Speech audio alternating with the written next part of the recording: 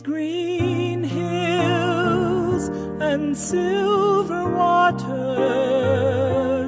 are my home.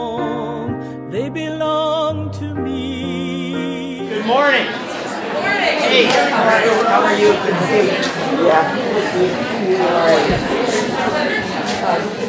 God, it's great. It's great to be here. Everybody got their coffee? Ready to go? Hello. Hello. Hello. Hi. Well, since everything's going so smooth in Washington, I'm surprised we got such a turnout. Just ask Scott. Don't even try to make a joke about that. Just ask Scott Pruitt. Well, we were going to get to this, but I want to say something at the outset. First of all, I really want to thank everybody for coming. And when I was coming in, thanks. I was asked, about how bad it is in Washington, and we know it is. But I want to tell you something. I've been home the last 2 weeks. Can you hear me? Okay. I've been home the last 2 weeks. Can you hear me now? And I want to thank Molly Burke and Jeanette White, Representative and Senator, for being here.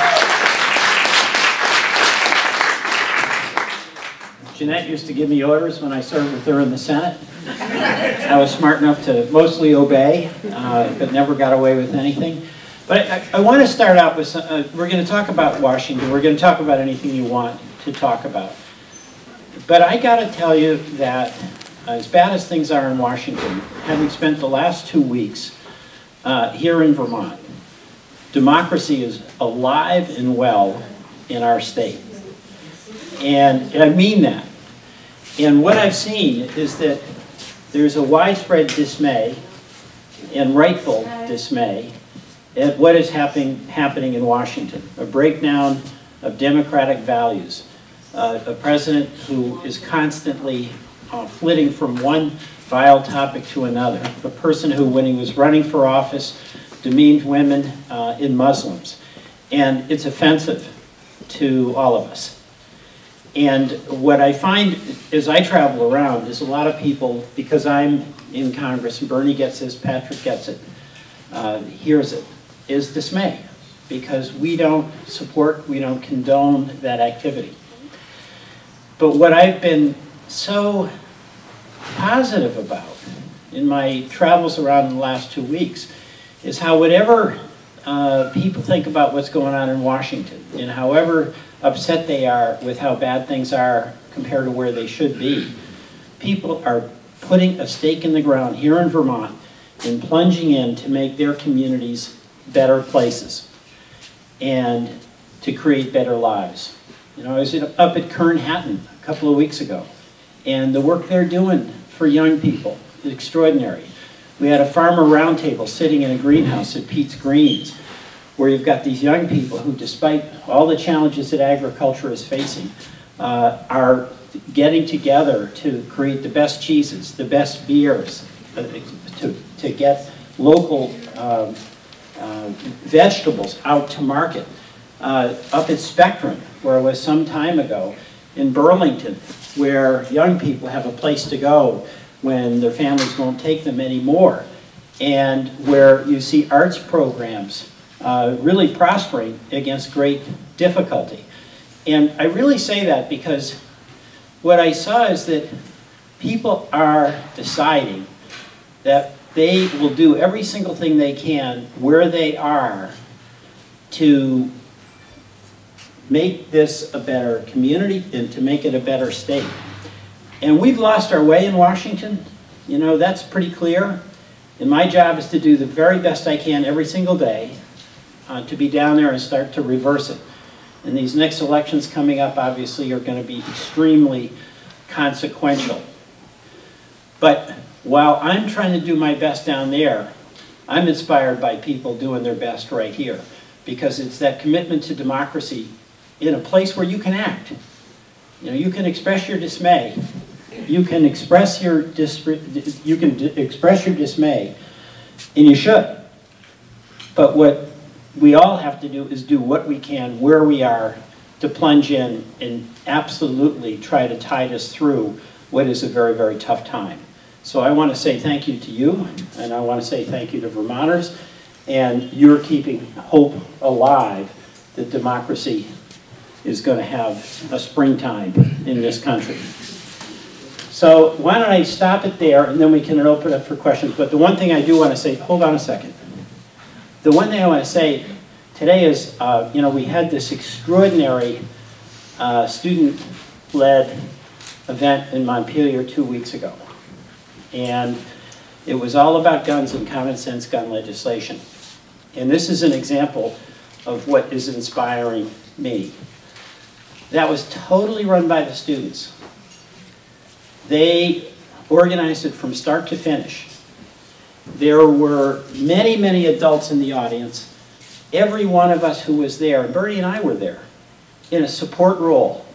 And I got to tell you, what a thrill it was to be a witness to this massive outpouring of concern by students that we finally have common sense gun safety legislation.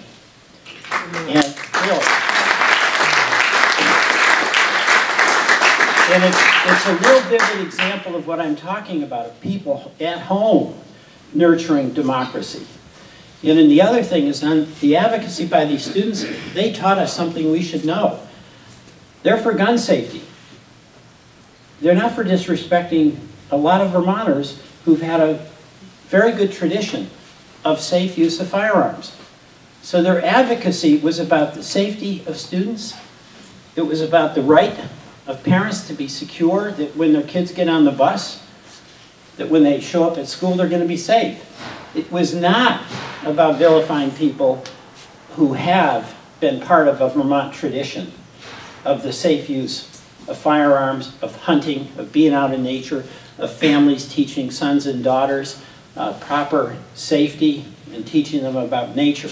So that, that open approach, a firm advocacy for gun safety on the one hand, and respect for others on the other, is really what we need when we're attacking the challenges we face in Washington or in Montpelier.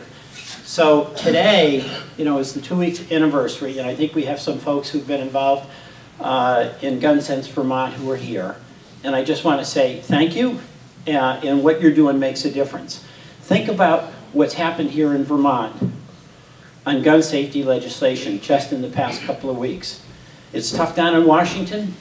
You know, if we had the opportunity to vote on universal background checks, on banning bump stocks, on high-capacity clips, the things that Vermont did here, and even on the weapons, the combat weapons, semi-automatic, the weapons that are used in Iraq and Afghanistan, to say those shouldn't be in our schools, we would pass it. The big challenge we have is the way the rules work is the Speaker of the House of Representatives is the one person who has the authority to put a bill on the floor to give us the opportunity, yes or no, to vote. We should vote. My argument to Speaker Ryan is, look, you vote any way you want. Vote any way you want. But let me vote. Let Vermonters know where I stand, whether it's on gun safety legislation, whether it's on DACA, healthcare, whatever it is. You're entitled to know where your representative stands. And the person who has the authority to give us a vote or deny us a vote is the Speaker. And there is absolutely no justification for him denying us a vote and you the opportunity to see how each one of us votes on these matters that are of urgent public concern. So I'm going to hang in there down in Washington, but I want to say thank you for hanging in here, right here in Vermont. So thank you very much, and glad to start taking questions or comments. Yes? We got another. Okay, thanks. Ann Ryder from Guilford. I'm wondering, as long as you're on the topic of gun safety, the NRA used to be an organization that supported the use of firearms for sports, for hunting, and it has really been perverted into an organization that backs big money manufacturers of high-power guns. So the students in Parkland and other places have said, we need to know, Mario Rubio, Peter Welch, everybody, that you are not taking money from the NRA because of the way it's kind of perverted who it is or who it used to be. And I'm wondering what your thoughts on that, if you subscribe, if you have signed up for that boycott, or what you think about that effort. I think that's a very good effort. My history on this, I got an unsolicited $1,000 contribution from the NRA, I think in 2008. I've given that to Gabby Gifford's group. All right. By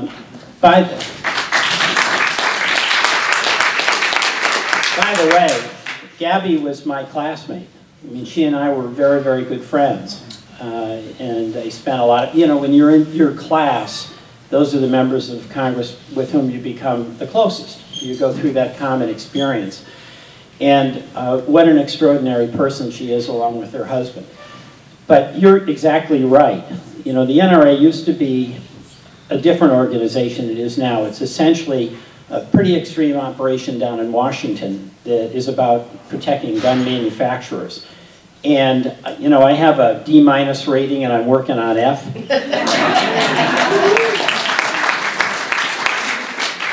But again, that's where I think the students have been very effective. That's a totally fair question. And yes, I do subscribe, and since 2008, I haven't received unsolicited and definitely have never solicited a contribution from the NRA, but thank you. Yes? Am I on? Yeah. I was disappointed in your support of the Shimkus bill. That's the bill that would open Yucca Mountain in Nevada to hearings to accept waste. I read you a letter about this. You said it's the federal government's responsibility and this waste should be safely transported. But the Shimkus bill says nothing about safely transporting, and it essentially opens the door to sending waste to a state that does not want it. You have to ask yourself, what would we think of the whole country wanting to send waste to Vermont? But that's what you voted for, and I hope that you'll have a chance to take back that vote. Well, here's the question. Thank you for that. What are we going to do with nuclear waste? I mean, the big promise has turned out to be the big lie, right? When the nuclear power was started, we were told here in Vermont and in other sites around the country that there would only be short-term storage of that nuclear waste at the plant facility, right? And short-term has turned out to be over 40 years here for us in Vermont. And we've got plants all around the country that are in communities that have the same concerns that people in Windham County have about the storage of that waste along the banks of the Connecticut River. So so the question here is, do we want to keep it here forever? All right, that's really the hard question. And I haven't run into anybody who thinks that's a great idea. So what do we do? It's a practical question. Is it unsafe now, though? Is the waste right now it's you know what? I don't feel comfortable having it right around me. I mean, I know in Windham County, we haven't had an accident, but it's not impossible to think that there'll be an accident. So I do think the federal government has some responsibility to try to come up with some long-term storage facility, some way to deal with it. There's a place in Texas that's trying to get it. Yucca Mountain, whether it will or won't happen, I mean, we spent billions on that already. But I do think the federal government has some responsibility to Windham County and to other places where there is accumulation of nuclear waste to have a long-term storage facility. There is no long. We don't know what is going to happen. It's not going to be there. It's going to be, it can't happen. It's not going to be there. Well, the waste is going to be It's somewhere. gonna go someplace, wherever it is. Well, you're right. The waste is going to go somewhere, or it's going to stay where it is. No, nothing's gonna stay where it is. Wherever you say. Yeah, let's go on to the next question. Thank you. Yes. No, we're up here, sorry. Hi, it's Sarah Ovenden from Guilford. My friend Charlie Hunter, who unfortunately had to leave, we run a small business based out of Bellows Falls using Amtrak to haul chartered vintage railroad cars on excursion trips around the country. Yeah, it's very cool. We've been doing that for about 15 years. We do about 5 trips a year. We generate a lot of revenue for Amtrak because we pay them handsomely to haul us around. As of March 30th, Amtrak has announced a new policy that basically severely curtails that practice. It cuts us off from the possibility of taking excursion trips to small towns, whereas you can imagine a train full of private citizens on an excursion stopping overnight has enormous economic benefit. We could run these trips through Bellows Falls, we could run them, wherever we stop, our people get off the train, they head immediately to the local brew pub and then to the gift shop and all of that. Cuts us off from doing that. So not only does it endanger a small business in Vermont, it really cuts off a potentially lucrative revenue stream for Amtrak. I'm wondering if I could get your thoughts on what's the most effective way to lobby Amtrak about an operational policy. The relationship between the Amtrak and the federal government is always a little dicey, but I'm wondering if I could get your thoughts about how we can effectively combat this. Well, first, thank you. And that sounds like a wonderful program because it creates a lot of support for rail. Also, if you're going to the brew pub, you're going to be able to drink and ride, not drink and drive. All right, that's better. So I appreciate that.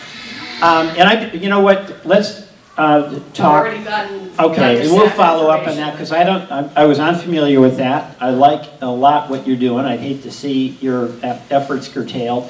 And people do love taking the train and going into a small town. So we will talk with you and try to figure out the best way to advocate. Okay, you came prepared. Thank you. Yes, sir. Thanks. Yeah, hi, my name is Daniel. I actually live a little south of here in Greenfield, Mass. One of the things that I've been working with Jim McGovern about, Representative Jim McGovern, is to look at the Massachusetts solar loan, Mass Solar Loan, and have that be used as a model for the Vermont solar loan, the federal solar loan. I mean, it made it so amazingly easy and affordable for me to get solar panels in my house. So yeah, it's masssolarloan.com. The income-based loan support is really wonderful. At a conference I was at a few years ago, they said that the short solution or slow solutions to fast problems are ultimately inadequate. So what are the fast problems that we're facing? And that really slow solutions are not going to work for them. And not to get overly into the nuclear issue, but if we were to get rid of the Price-Anderson Act, there would be no nuclear power plant ever built in this country ever again. So I would put the Price-Anderson Act on the chopping block and say in the next 10 years, it's history. And then someone that I would encourage all of us to look into is a man named Gene Sharp. He has a book called From Dictatorship to Democracy. And what he argues for is forceful nonviolence. It's not necessarily nice unless nice strategically makes sense. You plan the heck out of it like you would a war, but there's no gun, there's no bomb, there's no missile. And people have been arrested and put in jail for years just for having his book in other countries. Again, it's called From Dictatorship to Democracy, and his name's Gene Sharp. And I would strongly encourage people to look into him, because if we don't have overwhelming force, we will lose, and the planet and us will bleed and die, frankly. But thank you. Well, thank you. And I take that as a comment, and we all thank you for that comment. Yes, sir. My name is Jeff Root. I'm from Vernon. I'm a Marine Corps veteran. I was stationed at Camp Lejeune, North Carolina. The water was contaminated. I'm wondering why people don't know what, it's not been in the media, what the United States or the Marine Corps did to us. So you've got illness from that? Yes, I suffered cancer, non-Hodgkin's lymphoma. I got a 0% rating because I'm in remission. But I wasn't notified. None of us were notified in time. I don't have an answer for you, but we'd be glad to look into it. I called your office and... Well, I don't know the answer to that. I mean, that's outrageous. And by the way, your specific situation obviously is of enormous concern to you and your fellow Marines at Camp Lejeune. Yes. But I'm unfamiliar with it, and whether we can find anything out or not, I don't know. But I'll say this Trump administration approach on toxic chemicals is as though it's not a problem. It's as though the environmental concerns that families have, that our soldiers have, that anyone has, should be disregarded because we don't want to have any regulations that are going to protect the health and safety of people and families, and in your case, soldiers. So you're entitled to know that, and what we can find out, I'll find out as best I can. But thank you for your service. The Obama administration supposedly gave $2.2 billion to the VA to help Marine Corps veterans. Right. Where is that money? Well, there's two questions there. I mean, the veteran budget is one area where there's been bipartisan support and money's going into it.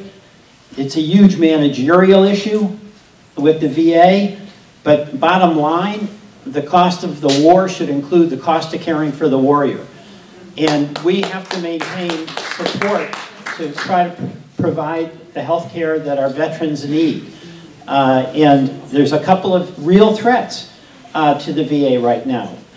The focus on privatization, as though that's some sort of magical solution to all the issues with the VA. You know what's going to happen with privatization. It's going to be about profit for these companies that get their hooks in, quote, the service. So the privatization agenda, I believe, is very, very dangerous to the capacity of the VA to continue providing services and to improve services.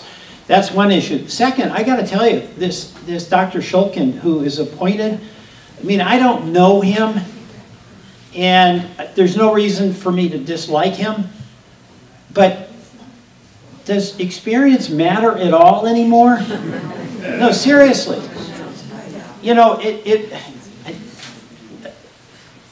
it'd be like appointing me to be the head of Lawrence Livermore Radiation Laboratory.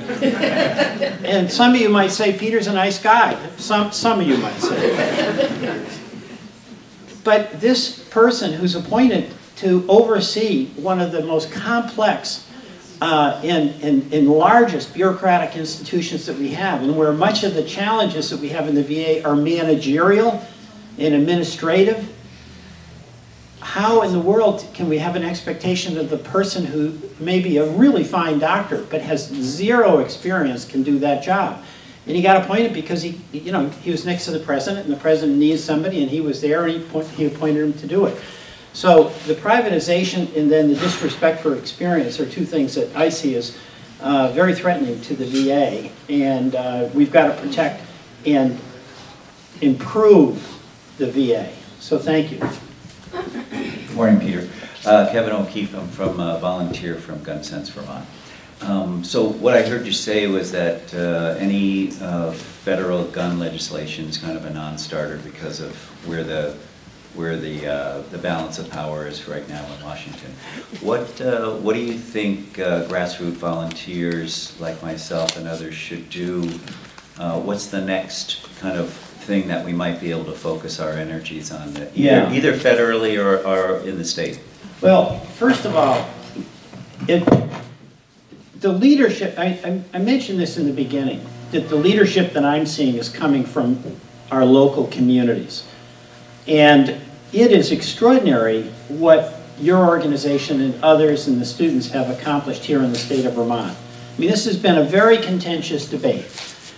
And the debate is starting to change from either or, where if you're for common sense gun legislation, people perceive you as wanting to take everyone's gun away.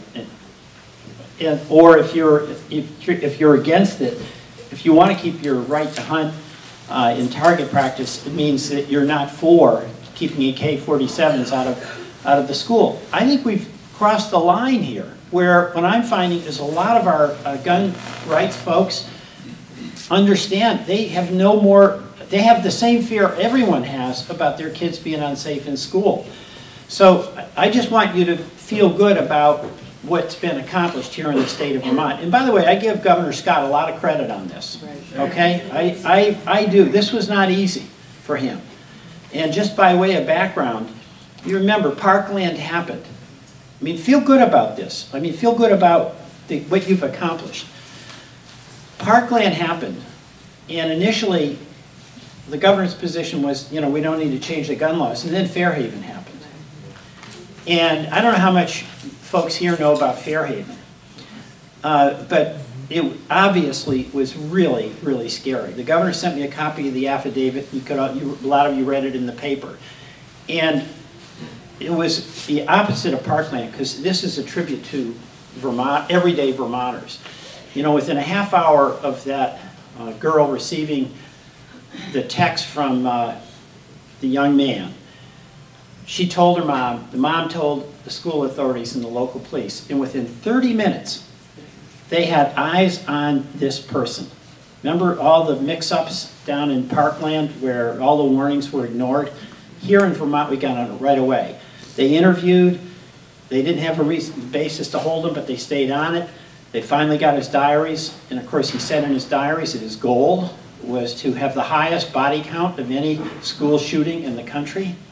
And that, I saw the governor on TV, that rocked him, and it rocked me. And I went to the community meeting in Fairhaven. A couple of hundred people were there.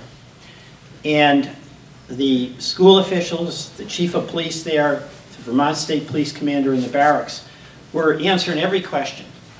And when I went in there, I thought people were going to be so relieved and thank these officials for a job well done. And by and large, they did. But there were a lot of parents who were very tough in their questioning. And at first I was trying to understand it because it seemed to me that these people did everything they possibly could. But what I realized was that those parents had lost that security that their kids were safe when they got on the bus. And that was the emotion that was coming out. And as I've talked to mothers around the state of Vermont and dads, that scares them because what we know is that, yes, we've had good, we've had safety here. We haven't had these things.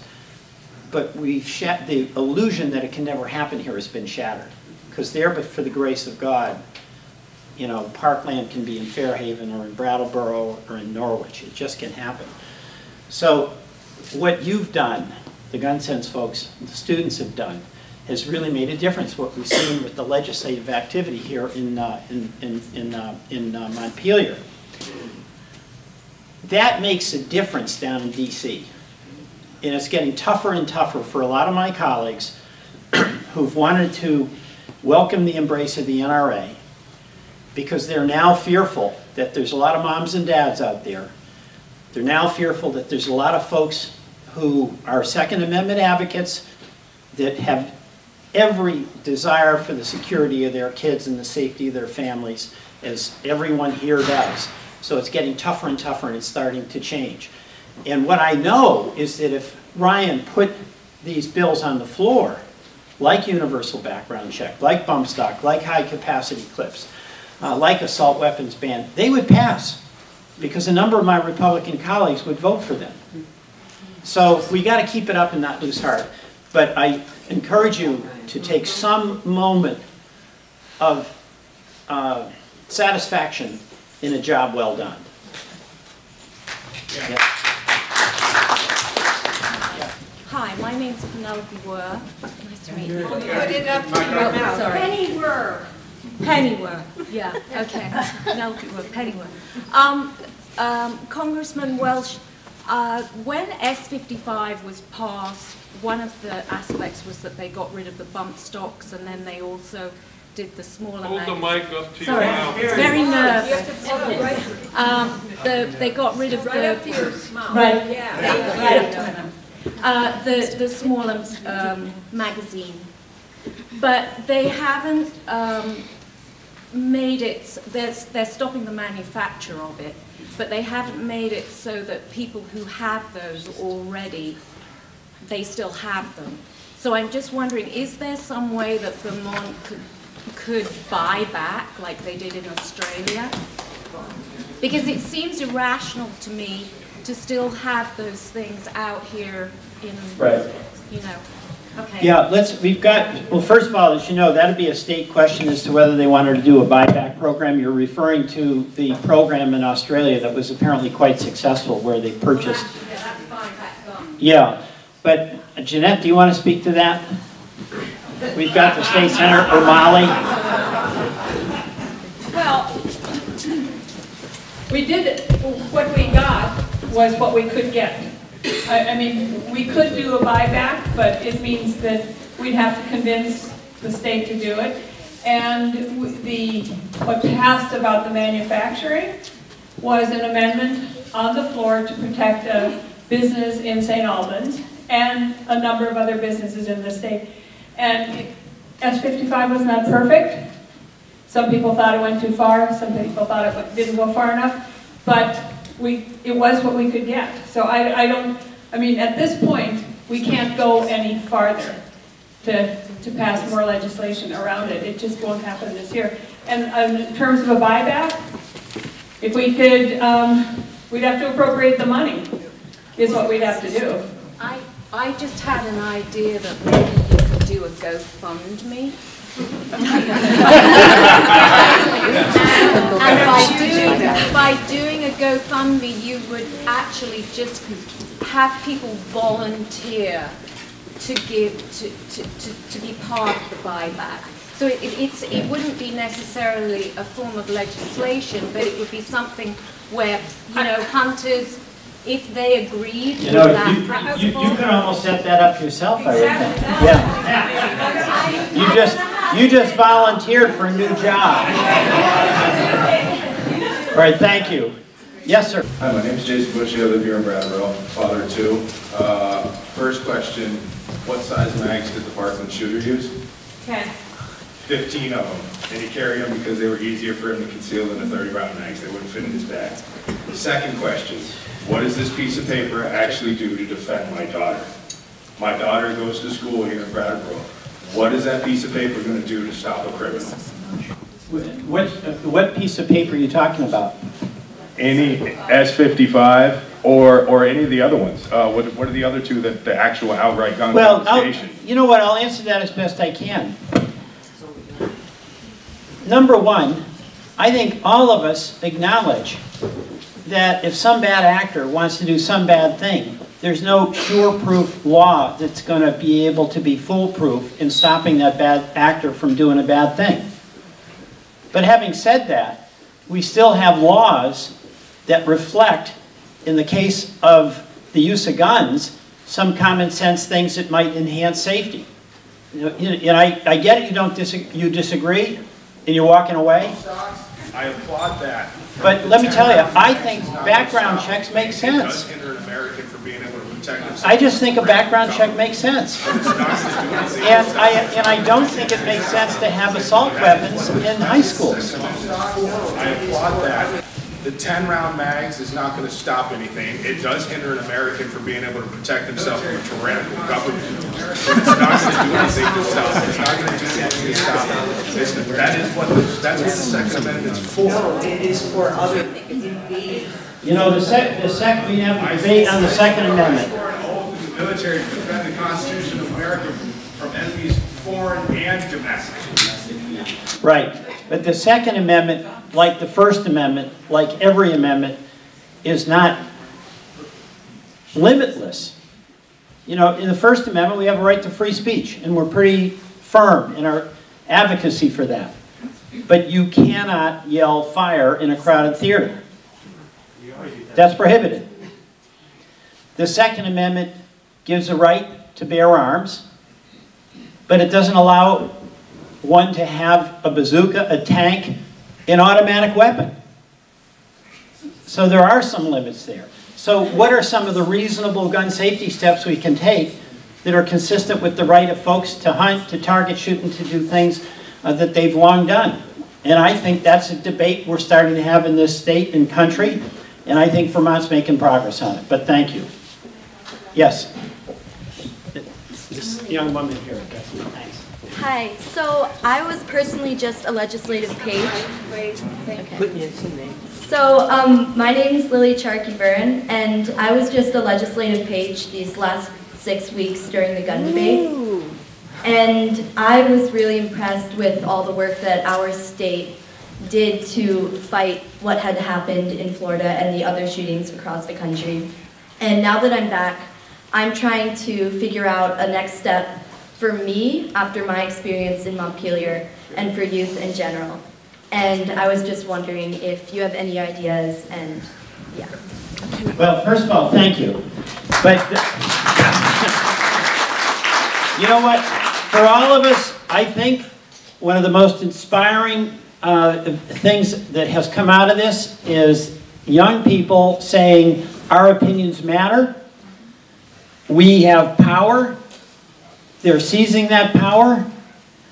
And they're doing it in a way that respects people who have a different point of view. So you're asking the question, and the exciting thing is that you're going to be the one that answers it, you and your colleagues. Because one of the challenges of getting involved politically is figuring out what to do, how to do it, when to do it, how to get the support for it. But, you know, this woman behind you had this idea of a GoFundMe campaign. Maybe that's something you talk about. But what you're saying that's so wonderful is that you're ready to be engaged and involved in building our future, in building your future. So more power to you. Thank you. Yes.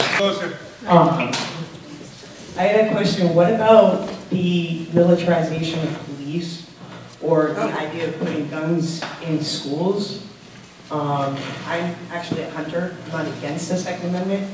I'm for the Second Amendment as it's written.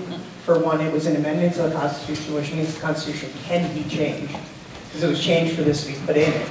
It's also well regulated. That means there's regulations, just like I have to register my car. Right. I'm not against people having guns. I just think that there's certain militarization that even police officers shouldn't have, let alone citizens. And my question is, where do you stand on those issues, like putting guns in teachers' hands or having more police officers that seem to put kids into jails for little things I used to get detention for? Well, thank you for that, all right? First of all, I'm very much in favor of community policing, which is the opposite of militarization. It's the members of the police force being members of the community, of having relationships with the people who they serve. And I'm finding in Vermont that our law enforcement folks broadly embrace that. Okay, well, we'll talk separately about that. But where I stand on, I support the community policing concept and that approach. Two, on the militarization, there has been militarization. A lot of this equipment that was part of the military was being allowed to go to police departments around the country. You know, these big MRAPs, these huge anti-personnel carriers. I don't think we should be doing that. That's just not the way to go. So community policing for me, militarization, no. And what was the second question you had on that? What about the guns? Oh, you know, it's hard for me. If our local school board was having a discussion about arming our teachers in my community, I would vote against that. Okay? I mean, that I don't believe is an answer. I don't. Yes. I know the gun thing is very important, but there's another thing that's very important, which I think you are involved in, and it is regulating the growth of corn to create ethanol, and the reductions in fields that can be used to grow the corn. I'm from Iowa, where they probably grow the most corn in the whole world, and those farmers are not using their subsidies because they're making the maximum amount of money of ethanol corn that they can. Now they are going to also lose money with the trade problem. They're all worried about their corn and their soy, but in our case, it is about growing too much corn that is affecting the water. And the other problem is, in the Midwest, you can choose whether you put ethanol in your car. We are not able to, at least not at my gas station. We're told that there may be 10%, I believe. Right. But there is no pump that says no ethanol. Right. Therefore, we can't buy ethanol-free gas to put in our lawnmowers. Right. So that's my it's just a complicated problem. Right. Are people familiar with ethanol? I mean, if you weren't, you now are, because that was a really good explanation. Ethanol is a ripoff. It was a well-intended flop. It got passed in, I think, 06 or 07. President Bush was the president, and there was a desire to help the ag economy, something most of us would like to do. There was a belief that corn-based ethanol would have lower carbon emissions than regular gasoline. Turned out to be false. And it was going to help the ag economy. What in fact happened is that it helped the corn farmers, but it hurt all of the farmers who need grain. So that's Vermont dairy farmers, it's hog farmers, it's cattle farmers, it's poultry farmers. So the farm winners were the corn producers, the farm losers were everybody who used corn. It increased food prices. You know, about 40 to 50% of the corn product goes to ethanol. Third, it resulted in massive overplanting in the Corn Belt. A lot of wetlands, a lot of habitat has been destroyed. And in fact, the National Wildlife Federation and the Sierra Club, others who were for this bill originally are now against it because environmentally it does damage. Also, the carbon emissions from producing a gallon of ethanol exceed the carbon emissions from producing a gallon of regular gasoline. And the small engine thing you mentioned wrecked my chainsaw. I'm not kidding. I thought I was fine. I put my chainsaw to bed, you know, getting ready and pulling it up. I'm all excited. I'm going to be out there clearing brush. It was broken. I mean, it was unbelievable. So I'm kind of blue about that. So we're on it. And we've had some success because there's no example of governmental involvement that exceeds what we did with ethanol. Because number one, for every gallon they produced, it was a 45-cent tax subsidy that went straight to the farmer. Then there was a tariff barrier, 54 cents per gallon to keep out the product from Brazil. And then there was a mandate requiring that when you go to the gas station, you have to get 10% ethanol. So we got rid of the subsidy, we got rid of the tariff barrier, and they were going to go to 15%, and we've kept that down to 10%. And it's interesting because a lot of my colleagues, I've been a leader in the House trying to get rid of all this ethanol subsidy stuff, but a lot of my closest working partners are conservative Republicans. So it's an area where there's some common ground. But thank you, we'll do all we can. All right, I want to interrupt for a minute. I saw Valerie Stewart is here. Hi, everybody. And our majority leader, Becca Ballant, is here.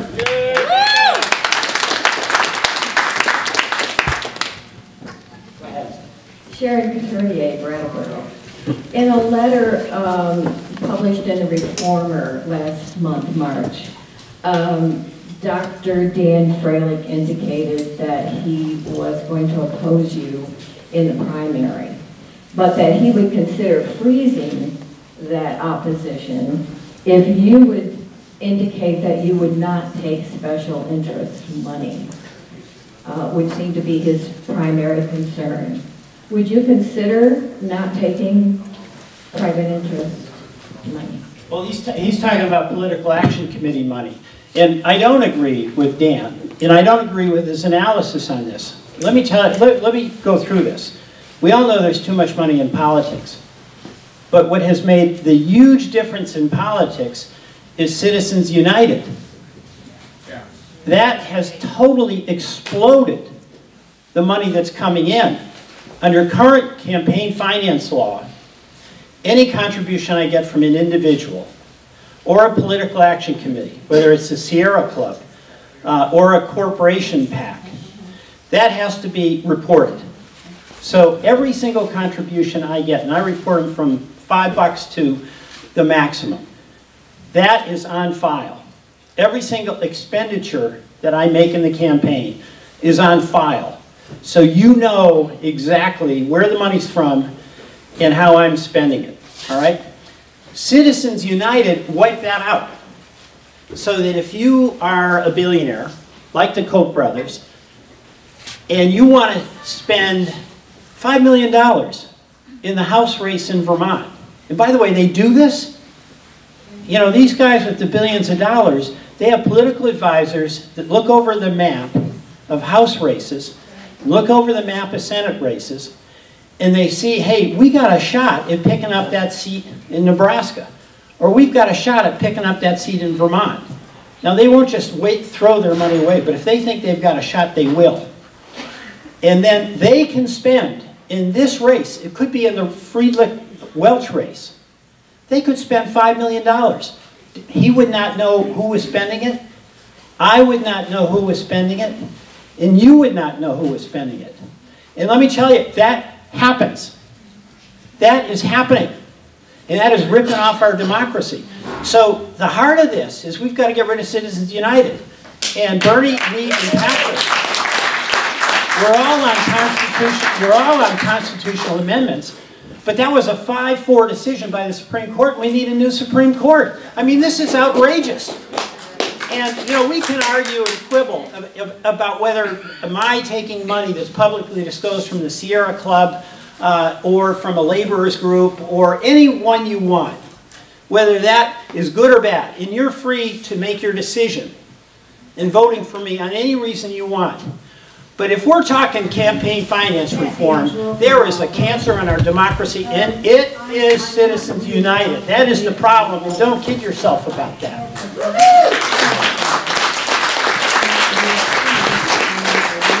Yes. Pat D'Angelo from Marlboro. I'm not really up to date on all of this, but I wish you could clarify to do with the your stance on a law that for particular community approved. As I said, I wish I was up on this.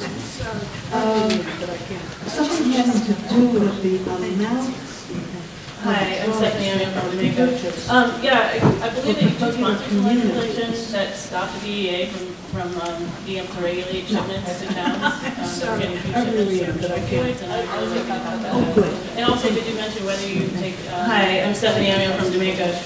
Yeah, I believe that you co-sponsored some legislation that stopped the DEA from being able to regulate shipments to towns that were getting huge shipments of opioids, and I'd really like you to talk about that. And also, did you mention whether you take money from the pharmaceutical industry?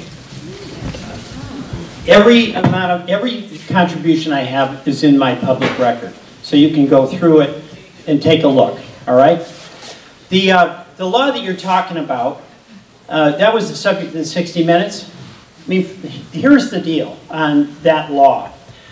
My involvement in that was because we have well, let me back up with this. If a doctor makes a prescription for any kind of regulated drug, that drug has to go from wherever it was manufactured to a distributor and then to the local pharmacy. We have a family business in Vermont, Burlington Drug, that would get those prescribed drugs down to a pharmacy. They approach, and it's a family business. It's since been sold, but it was in business for 100 years. They have very cooperative relationships with the DEA. The DEA would come in every day, or however often they did, take a look at what was being prescribed. If there was anything that was suspicious, they could stop it or take a look at it, whatever it was. There was a lot of ambiguity in the law that was making it difficult at times for legitimate prescriptions to be delivered to the local pharmacy. And this was a widespread problem, it turns out, not just for Burlington Drug, but around the country. So the legislation we sponsored clarified the language. And the allegation here is that on what this system of immediate enforcement was curtailed as a result of this. A couple of things. One, the facts show that immediate enforcement had been done like 50 or 60 times 5 years before the law was passed. The year the law was passed, it had only been done 5. So unless the effect of the law preceded the passage of the law, it had nothing to do with it. That's number one. Number two, this legislation was written largely, we had open hearings on it in the House, and then it went to the Senate, they had the same thing. The DEA signed off on the language. They signed off on the language. So the DEA, the Obama Attorney General's office looked at this, signed off on it, and President Obama signed it. It was non-controversial because it was non-controversial. Now, the issue that was shocking to all of us, that disturbed me and continues to, was that example of this pill mill in West Virginia, where somehow, some way, the DEA didn't do anything about literally hundreds of thousands, maybe even millions of pills going into this town that's like the size of Brattleboro, okay? And when we had a hearing about that, the DEA still didn't have an answer. So that's the question that we asked of the DEA, they still haven't answered. But when this controversy came up, we asked the DEA, do you want any changes or do you want it repealed? They didn't want it repealed. They suggested some modification in the language, and I'm sponsoring language to modify it. So the enormous problem we have with opioid addiction is it's a serious, serious problem that the Vermont legislature has been facing. It's afflicting everybody in this country, and we actually, in the last budget, got substantial funds to help our communities deal with it.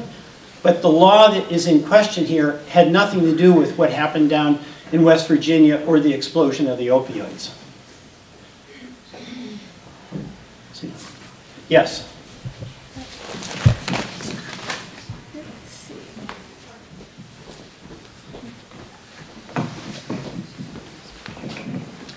Hi, Peter. Terry Carter, Brattleboro, Vermont. Like most of us here, civility and dialogue is a strong point to the Democratic Party, which most of us support. And at this point in history, I think a lot of us, in hindsight, realize, like when Clinton and Obama or some Democratic president are in power, Republicans have no qualms of slam dunking and playing dirty and uniting and really depleting any accomplishments they might make. And I don't think I'm speaking alone. Perhaps it's a good time for you Democrats to be a lot more outraged. A lot of us just find it incredible that this misogynistic, racist, anti-environment, anti-endangered species protection, warmongering, gun-happy administration. Well, how much time do we all have? You're on a roll. Keep it up. Well, I wish it was funny, you know, and nobody's talking about the gorilla in the room, which is the American foreign policy that really got, it's been going on for a while, but where it really got kick-started was all the way back to Panama, all the way up to the Mideast now, which I believe is the violence in this country is a symptom. And a lot of us here, generationally, have had family members that have served and sacrificed. A lot of us all the way back to the American Revolution. And it's egregious, it's despicable and disturbing, and I do feel it is a symptom. You know, the toxins have to be there for the zit to emerge, and I'm talking metaphorically here, but I hope so. That is a key to why our children have been robbed of their childhood, and they cannot go to their schools and feel safe. And I want to quote from our prophetic troubadour of this country. This will soon shake your windows and rattle your walls. Please unite as Democrats. And I think sometimes it's okay to also slam dunk and perhaps play dirty. Thank you. No, thank you. Thank you for that. Let me talk about that, because this is a real challenge. the thing, you gave a catalog and stopped short of the full array of bad things that are happening. And I hear from Vermonters all the time, why don't you yell and scream and pound your fist? And I get that, all right? Because we're outraged at what happened. And I remember how I felt the night of the election. You could have knocked me over with a feather. I didn't think it was possible for Donald Trump to be elected. And you know, part of it was the polls. The polls were looking good for Hillary. But we've all been surprised that the polls haven't worked out at times. But no, what shocked me was this. I didn't think that this country could elect as president a person who said the things that he did about women and Muslims. I just didn't think that was possible. And emotionally, it made me feel like I didn't understand the country I'd been living in all these years. And that continues with the Trump policies and his disrespectful language. So I get that, totally. And a lot of us do speak out. Sometimes you go to my Facebook page and you can see me giving my indictment as strong as I possibly can of Trump. But the challenge for us is to figure, well, there's two things. One is to resist doing what Mitch McConnell did to President Barack Obama. Do you remember what he said? He said his job as Senate Majority Leader was to make Barack Obama a one-term president. That is so outrageous, and it's not why I got into politics. Okay, it is not why I got into politics. I got in like you're here because you want to make this a better state and a better country. And that's not just by saying no. And that is what really one of the most horrible things I've ever heard a political leader say. I think what we've got to do is resist these bad policies as best we can. You're doing a good job here at home when you look at what the Vermont legislature just did on guns. Okay? They're planting the flag of democracy. We're fighting an uphill battle down there right now when we don't have the votes. And it creates a lot of frustration. And I'm having a debate in our caucus right now between some who just want to, and by the way, we did the sit-in on guns. I was part of that on the House floor. And that's unprecedented. Never happened before, but I was sitting right next to John Lewis. All right?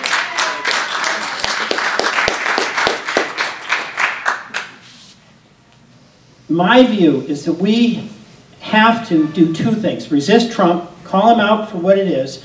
It's tough to compete with him in the press. You know, not many of us know Stormy Daniels. I mean, what is it going to be tomorrow? It's unbelievable from tweet to tweet, right? It's just, and that's occupying a lot of the space. Get to know Stormy Daniels. Well, I think I'll pass on that. But I think more than anything else, it's important for us to start promoting a constructive agenda that's going to address issues of income inequality, that's going to address issues of inclusion, that's going to address issues of climate change, that's going to address issues of infrastructure. We've got to be seen as not just some folks who are pushing against Trump. We've got to be seen as promoting opportunity for everyday Americans who are being left behind in this economy. And that's where we've got to keep our eye on the ball. Yes, sir. I am Matt Cannon from Brattleboro. My dad served with you for a little while in the Senate, Rod Matter, in the Senate. I have a question. All right, people know Rod. Anybody know Rod? What a wonderful, wonderful man. Marlboro College, Newsweek. Well, he held you in high esteem, as I do as well. I have a question about structural racism in the criminal justice system. Obviously, right now, with Democrats being in the minority in the House, there's very little that can be accomplished legislatively. But assuming that you win the majority in the fall, which we all devoutly hope, how would you think about approaching the problem of mass incarceration in the United States? You know, the fact that we have the largest criminal, more people in prison than almost any other nation in the country. We're privatizing the prison system to create a profit motive, and particularly the Black American community is most hard hit by this, where 1 out of 4 Black American males has been involved in the criminal justice system at some point. Well, I'm just wondering about legislative approaches to this. Thank you. Well, thank you. I mean, you know, it's that, you go back to that night, whatever it was, 92 crime bill that started this whole trend to mass incarceration, and it's been catastrophic. And huge element of racism in it as well. And what I can say about, there's a lot of bipartisan support for ending this. There's a lot of conservative Republicans, including Trey Gowdy, who is a former prosecutor from South Carolina. But they get it, that this mass incarceration and these incredibly long sentences, all of these distinctions on drugs and the different sentencing pattern, depending on whether it was crack cocaine or powder cocaine. In one case, you go away for life, the 3 strikes and you're out. All of these things, it's long time for it's well past the time when we should be having a wholesale reconsideration. And there's a willingness on the part of many people on both sides of the aisle to do that. There's resistance among some of the folks, I think, in the administration. Jeff Sessions among them, who is a real obstacle to this and thinks that, you know, we ought to make the sentences tougher. So that's a challenge, but it's definitely, I think, something that we would take up if we had the opportunity. And we would be working with a lot of our Republican colleagues on that. We would be working with them. So thank you for that. Yeah. Mary White, Brattleboro. To move up with Terry's comments before, one of my big concerns for the next presidential election is the DNC really does not have its act together, and I'm not seeing strong candidates really happening. And it should be happening now. We should be hearing a lot more about this. So I'd love your comments on that. But also for the young woman who worked in the legislature, getting people to vote, making sure not that they just register, but that they vote. In this last election, with all the horrific things Trump was saying, I truly thought more people would vote, and it was surprising the numbers were still pretty dismal. Right. Well, thank you. Thank you for that. The DNC was a mess in the last presidential election. I mean, we're all pretty blue about the finger on the scale against Bernie and for Hillary. The DNC shouldn't be making that decision. You know, and how much it influenced the election, we'll never really know. But it's not that was improper. The new head of the party, Tom Perez, I think gets that. And I think he's gone back to adopting what was the 50-state strategy of Howard Dean. When he was chair, he made what I thought was a very wise decision. We're going to show up everywhere. That's what we've got to do. Everywhere. You know, not just the conveniently blue districts. So he's adopted that, and let's hope that keeps going.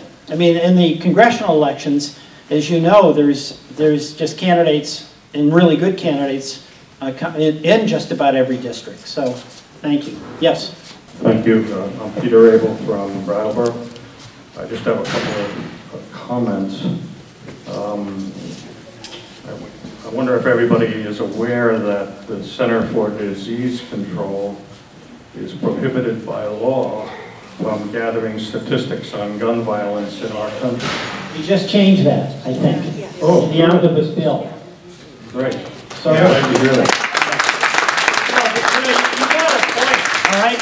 I mean, I'm interrupting before you finish your question, but I'm so relieved. You know, can you believe it that we're not going to let science play a role in public policy? It's like we don't have facts, we don't have science. You know, we have opinions. So the CDC was legally prohibited. This talking about the NRA, going back to that. That was a big NRA deal. We can't get statistics on gun violence, but we changed that finally in the omnibus bill.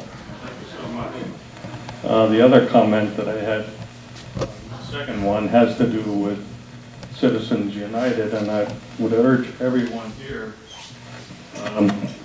to read Jane Mayer's book, Dark Money. Those of you who haven't read it, get an education on how the Koch brothers are running things. Right. And I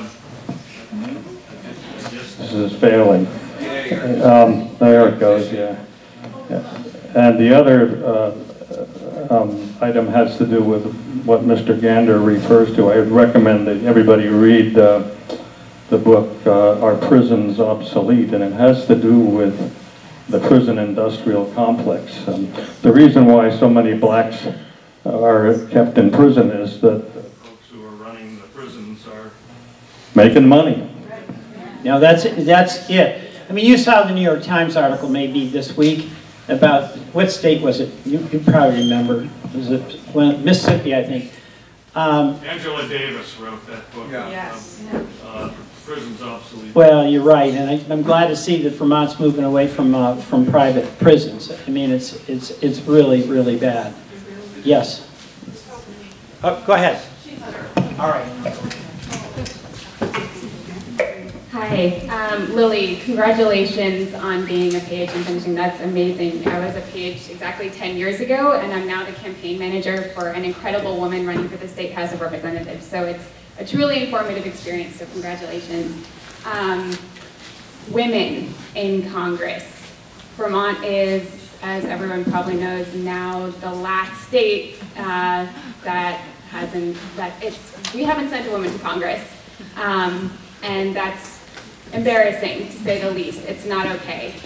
There have been conversations and articles talking about how men in power, in authoritative positions like yours, should perhaps step aside to make room for women to run. I think in some situations that could be appropriate, but I'm wondering how you personally plan on encouraging more women to get involved, to run for Congress, to get involved in all levels of politics, if you have specific plans or policies that you are thinking of following.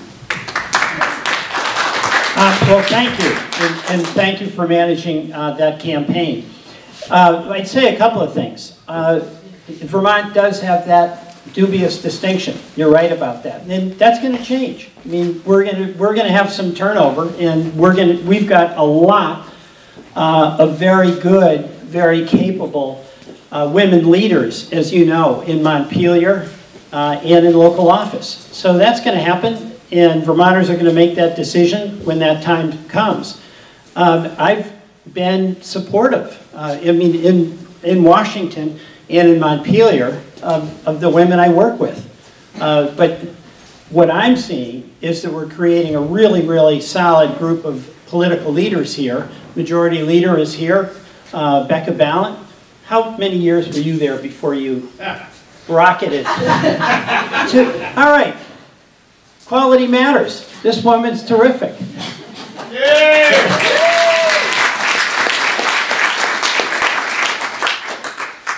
Valerie. Yeah, so first and foremost, I want to let everybody know that Peter Welch is married to an incredible woman who I served with, and she is a real contributor to our state. Is she still one of the directors? She is. She's the Public Utility Commission, yeah. Which is a very big job. She's a brilliant, beautiful woman, and I adore her, and I was sorry to see her leave, but I was very happy to see her go on to great things. The other thing I wanted to say is something about civility. Peter, I really believe, and I agree with you, and I know you've always conducted yourself so civilly, and I admire that greatly. And what I want to say is the person who recommended all of these, you know, the House bill and the, give me the mic? Sure. Okay, so fine. So the long and the short of it is, Martin Lalonde, my seatmate in the House, he was the very civil, very quiet lawyer who recommended many, many, many of these, from bump stocks to magazines. He put them all on the table, and our governor said he would look at this closely, and he is going to sign what we have passed. So I am very proud of the Vermont House of Representatives and the work we did. I'm glad the Senate and the governor decided to follow, and I'm very proud that we as a state are making progress, because where we need to start is on the state level. The other two quick things I wanted to say is, with regard to opioids and guns, we are in a stage of hopelessness in this country. There has been a long shift of income upward. Now we're fighting hard against privatization of prisons. These are horrible things, horrible things. But the shift of income upward, I would recommend, since we're talking book club, it's called The Spirit Level. Why greater the quality makes societies stronger. It's an amazing book, and the last thing I want to say is Governor Shumlin made a Poverty Awareness Day, thanks to me, because I brought that to the House floor many times when I first got in, because I was very concerned. I read something by Lester Thoreau, an MIT economist, long ago. He said this was going to happen in our country. He predicted it like 30 years ago. It's tax policies, it's all sorts of things. But Vermont is doing a great job, and we are really lucky to have Peter Welch, a civil man who's married to a fabulous woman in Congress. Thanks. Who hasn't had an opportunity yet? Yes, go ahead. Sheila Morse Guilford, Select Board. And as such, I'm very concerned about economy and the aging population. And it's all very, in January of last year or February, you had a task force in Vermont that was looking at infrastructure, hoping that we would get money from the Trump administration. And I raised the issue of virtual infrastructure being as important, if not more important, than roads and bridges. And I feel like it's all very well and good for Governor Scott to say, have a stay-to-stay program to attract younger people into this state and into our communities, but without appropriate fast access to fast internet, we're not going to keep these people here longer than a weekend, maybe to go skiing, and certainly not long enough to contribute to the economy of our villages and our towns and our cities, and to reverse the population decline. And I think and we've now also seen a lot in the Vermont news about how even access to cell phone service is diminishing for some of our communities. So we're in a bad position that from behind the starting gate to get our economy improving and to attract more young people into the state. And I don't know if you have any comments on that. Well, I do have a comment on it. You're, by the way, 100% right, okay? This question of broadband, this has to be addressed in the same way that we addressed electricity in the 30s. It's that simple, okay? There is no economic model that is going to encourage private companies to build out broadband in rural America. You know, we live on a 5-mile dirt road. You know, AT&T is not knocking on our door wanting to hook us up, all right? But that was true about electricity in the 30s. And there was a decision made, and it was a public policy decision that was made, that we are not going to leave rural America behind. And in fact, that's the same debate, the same decision that we have to make with broadband. And by the way, it's doable. Do you know what it costs to wire America, the rural America? It's $44 billion. Do you know how much we added to the deficit with that idiotic tax bill? $2.3 trillion. $2.3 trillion, and 87% of it went to folks or companies making over $900,000 a year. So then we get chump change in the appropriations bill, $600 million, which I pushed hard for rural broadband. Well, that's not going to do the job. But this is an area where it's unbelievable to me that Trump, who got all of this support in rural America, he is sticking it to rural America. I mean, when I talk with my colleagues, we've got a rural broadband caucus, but my colleagues in very red districts have members of select boards just like you saying exactly what you just said, and they get it. We can't leave rural America behind. We can't. It offers too much to the country. The small town values matter. The opportunity for people to have an economic life matters. My view, by the way, if we're going to really deal with the opioid crisis, we've got to have some hope in our rural towns. Not just programs. We've got to have jobs. And you know, there's a lot of folks that want to come back here and have good entrepreneurial skills, but if they show up and they can't have high-speed internet, they can't bring their jobs or their creativity with them. So I see this as urgent. and it is something that can be solved, but it's a public policy decision. The market is not going to do this. Public policymakers have to do it. So keep up the pressure on us, and I'll continue to keep up the pressure on Congress. Yeah. Yes, sir. Hi, Ted Lennon from Brattleboro. Just to follow up on that briefly, one of the concerns that I have about that is that in the past appropriations have been made to support rural broadband, and then they haven't actually produced anything. Like Verizon took a bunch of money to put rural broadband into Western Massachusetts, and they just pocketed it. And there isn't any rural broadband, and now even the phone service is getting worse. So you know, Vermont has this wonderful fiber backbone, but I have no access to it. You know, people up in Bellows Falls, I think, can get gigabit fiber, but here in Brattleboro, I can't get gigabit fiber, and I'm pretty much stuck with Comcast. So my goal here isn't to complain, it's just to put in a word for we better make sure that whatever policy gets passed doesn't turn into another feeding trough for Comcast. And that's fair, and that's the administration of it. You know, there's a lot of different models about how it should be done, but I think the federal role is twofold. I think, number one, we have to have a public policy that we're going to build out broadband. And then second, you have to have a mechanism where rational decisions are made, because what technology might work in the flats of Iowa is not going to work in the hills and valleys of Vermont. And you know, I'm in Norwich, and we've got this local model, EC Fiber, and they've done it. They've really done a great job. We're very, very fortunate. And they're spreading in some of the rural, and it's relatively inexpensive, and they've done it just kind of on the cheap, but very effectively.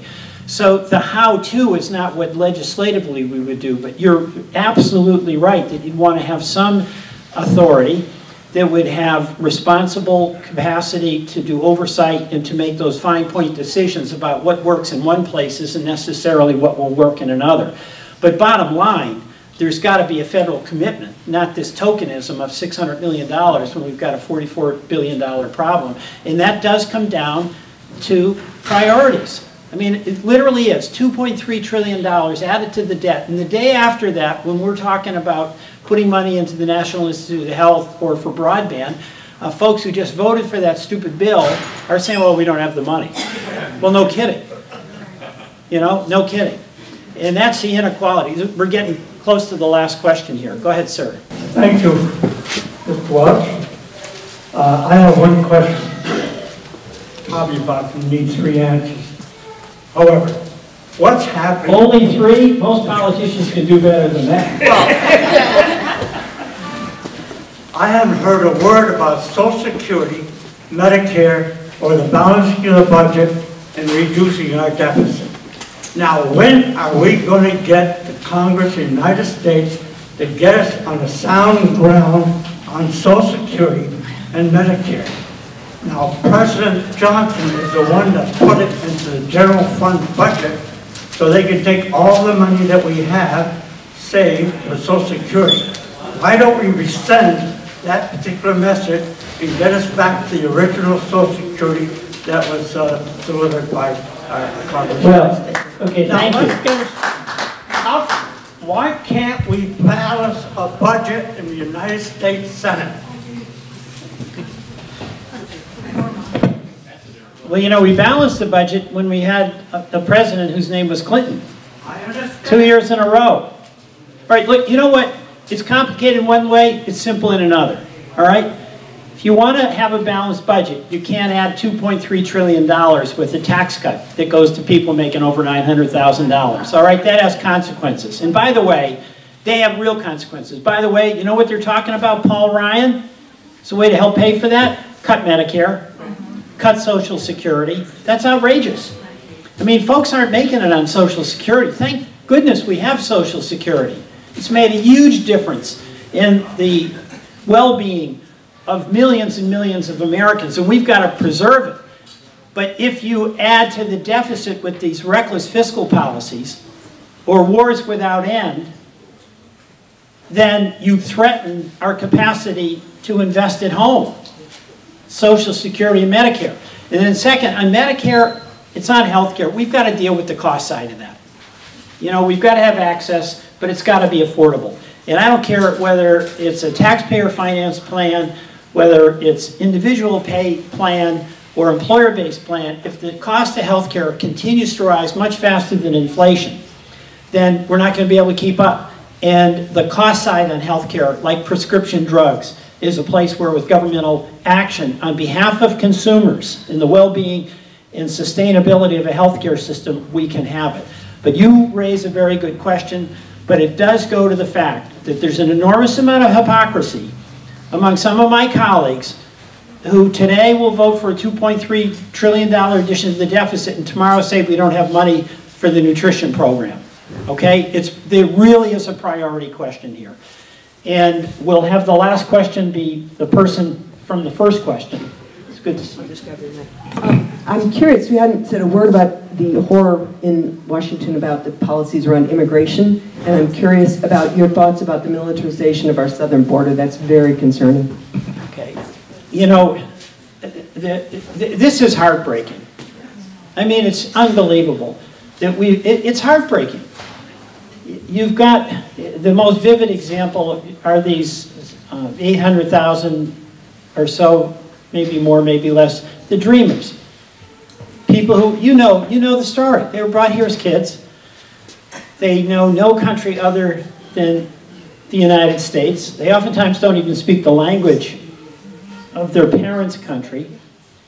And everybody, pretty much in Congress, other than maybe Jeff Sessions, believes they should have legal status. And the president said he thought they should have legal status. And literally, this includes folks who serve in the military. And right now, under current policy of the Trump administration, they could get an honorable discharge from the military, be picked up and sent to a country they really don't know they ever came from. I mean, what is that about? All right? Well, it is cruel. It absolutely is. And this is what's broken about Washington. It's so different than when I served in Montpelier. We've got some contentious debates about immigration, okay? And those are fair and square debates, some of them.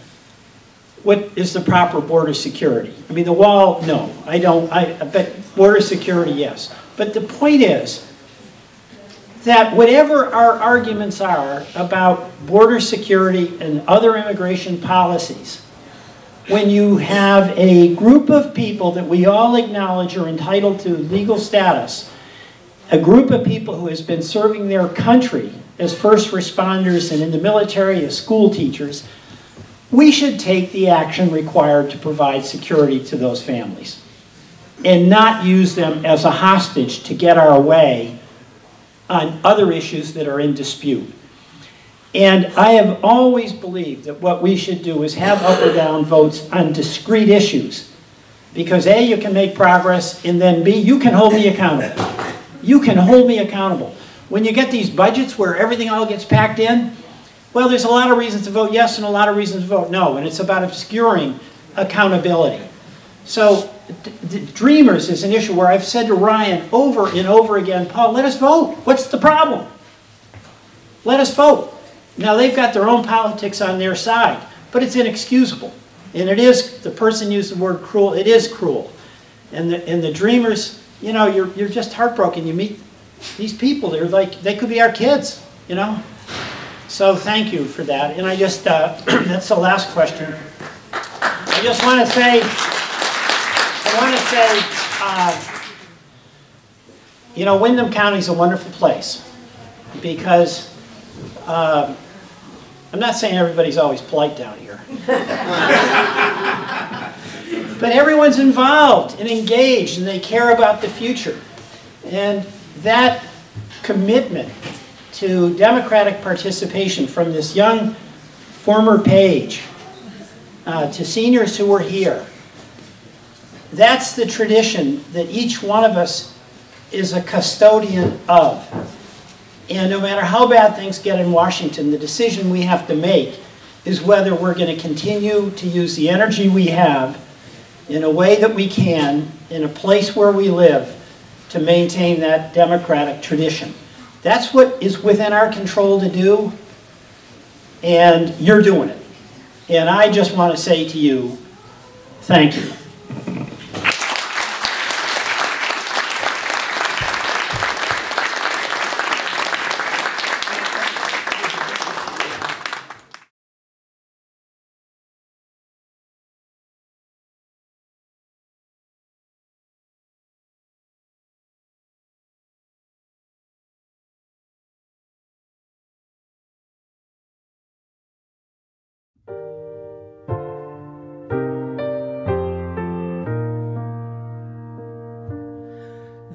green hills and silver waters are my home. They belong to me and to all of her sons and daughters. May they be strong and forever free.